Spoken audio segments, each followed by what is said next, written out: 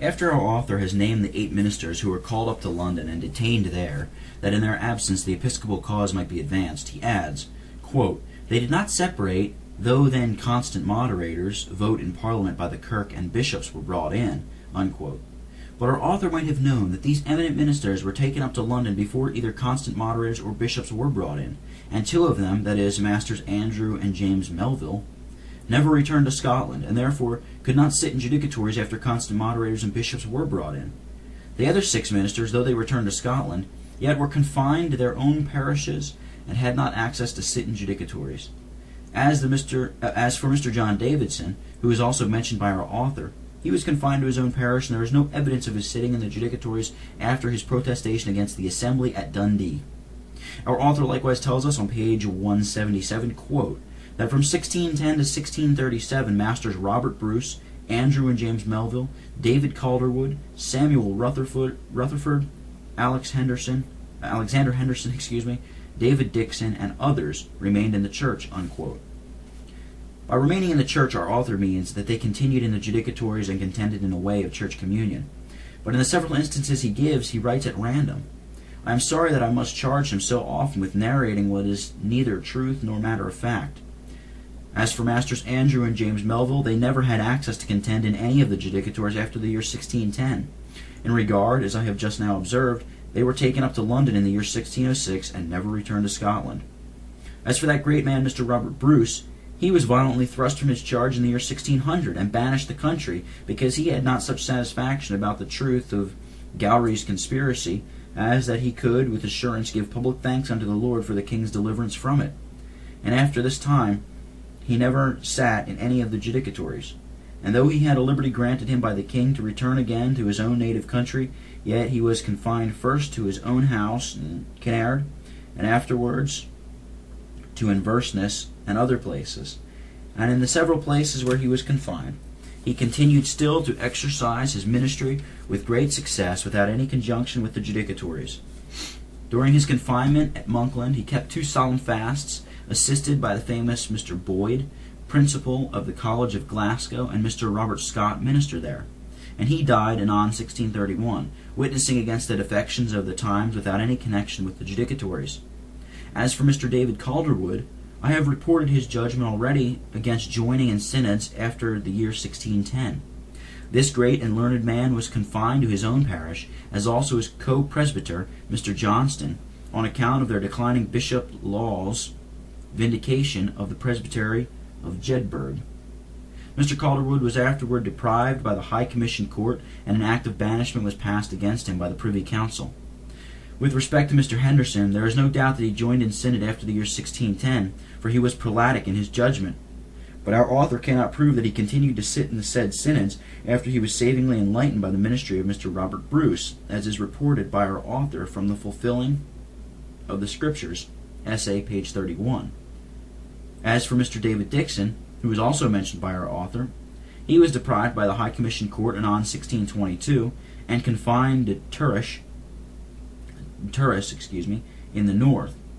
And though he obtained liberty by the Earl of Eglinton's intercession to return to his charge at Irvine, yet our author cannot instruct it that ever he sat in any of the synods during this period. Our author thinks fit likewise to mention Mr. Rutherford amongst others who remained in the judicatories. Though Mr. Rutherford was ordained to the holy ministry during the time that episcopacy prevailed, yet I hope none will credit our author if he should affirm that Mr. Rutherford was ordained by the bishops, or that he sat in their diocesan synods.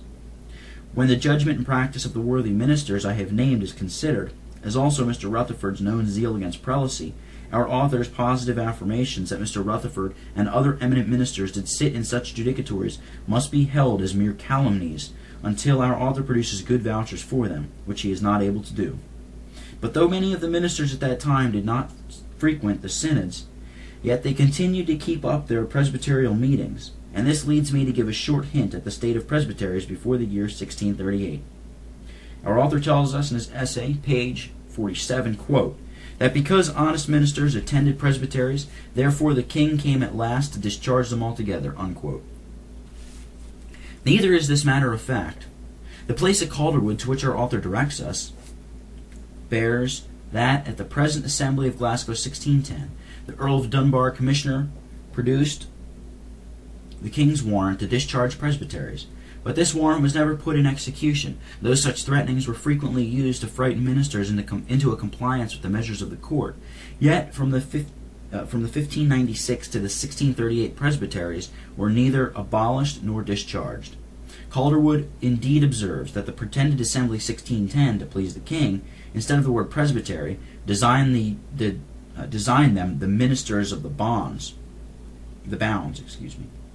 Our author likewise tells us in the same page, quote, that at the same time, that is, before 1638, it seems elders were not allowed to sit with ministers in presbytery, unquote. Our author likewise is mistaken in this, for there was no law during that period, either civil or ecclesiastical, disallowing elders for their sitting with ministers in presbytery. Neither does a citation from the Presbytery Register of Kirkcaldy of the date September 13, 1638, prove what he alleges. There he tells us, "'Tis said that the, quote, Earl of Rothes and Mr. Robert Douglas show that it was thought meet by the meeting at Cooper, ruling elders should sit with the presbytery," unquote. This proves only that elders were negligent in their duty, and instances can be given of many presbyteries in Scotland where frequently from one synod to another an elder is not to be seen in the presbytery.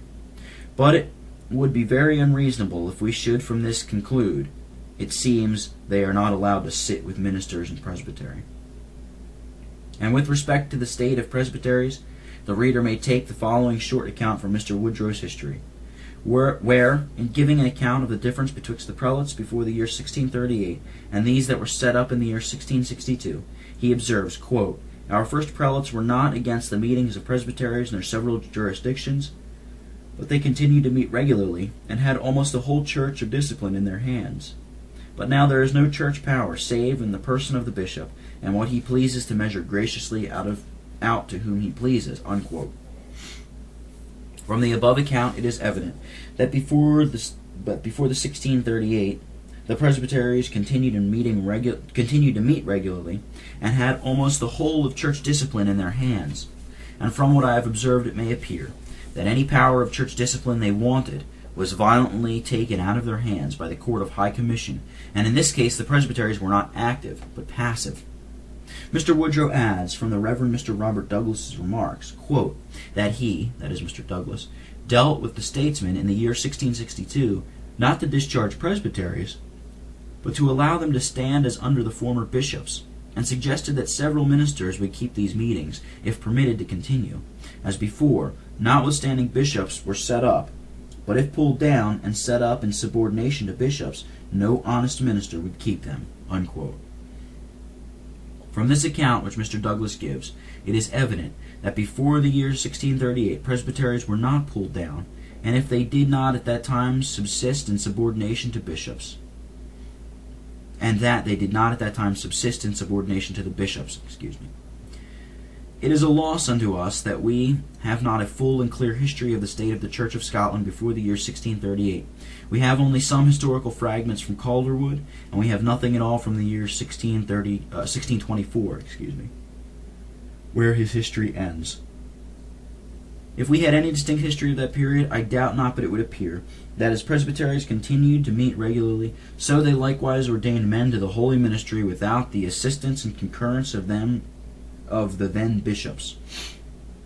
I find from Mr. Calderwood, that in the year 1621, when honest ministers were convened out of all quarters of the country to protect against the Parliament's ratifying Perth Articles, and when they are charged by proclamation to depart out of the town under pain of rebellion, that one of the reasons of the said charges, that some of them had intruded themselves in the pulpit without a lawful warrant or calling, and, according to the language of the court at this time, intrusion without a lawful calling or warrant was when the bishop did not assist in the ordination, in the manner appointed by the pretended assembly at Glasgow.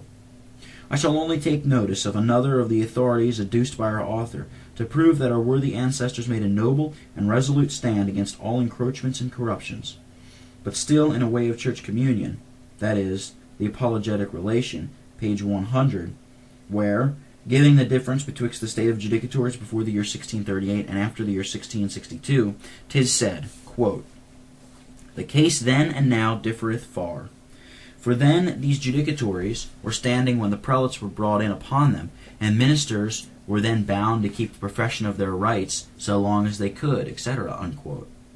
And it is very plain from the account that I have given of the state of the state of presbyteries, that it was their duty to keep profession of their right under violence and oppression from the civil powers. The author of the apologetic relation, likewise observes in the same place that, quote, then they were hedges standing in the prelate's way, though much weakened by reason of the civil power opposing. But now they are props to support and strengthen the hands of the prelates, as being wholly ruled and guided by them. Unquote.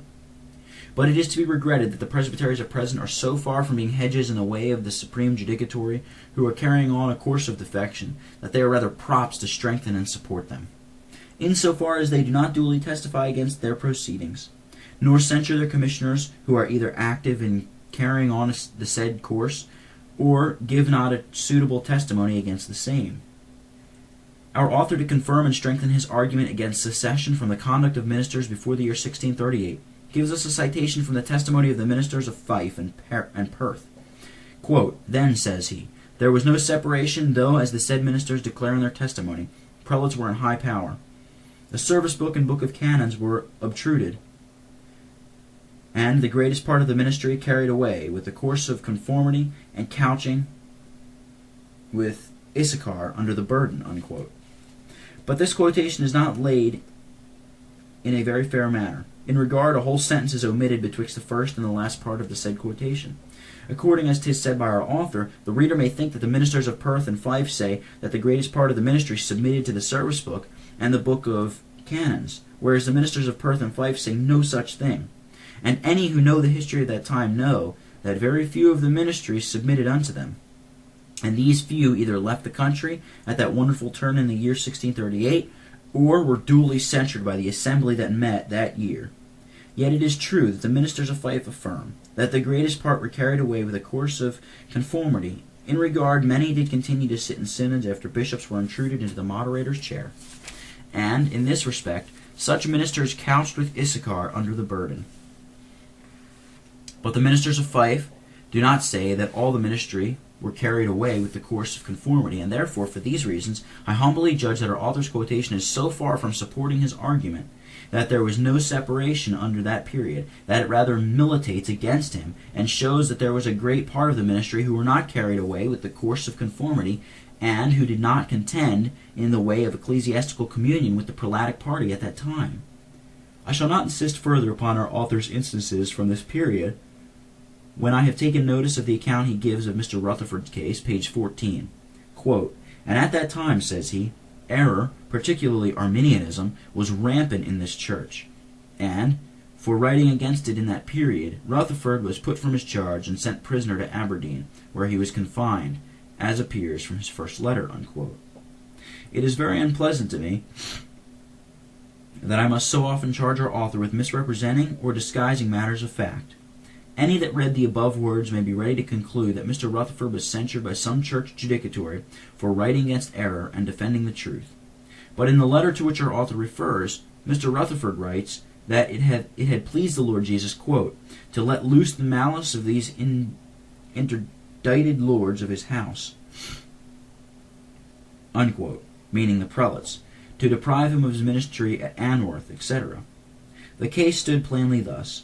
Mr. Rutherford was brought before the High Commission Court. The book that he wrote against the Arminians was one challenge against him. His not lording the prelates was another. And he tells us in his letters, part 3rd, letter 36, and according to the practice of faithful ministers at that time, he declined the said court, upon which he was deprived and confined to Aberdeen.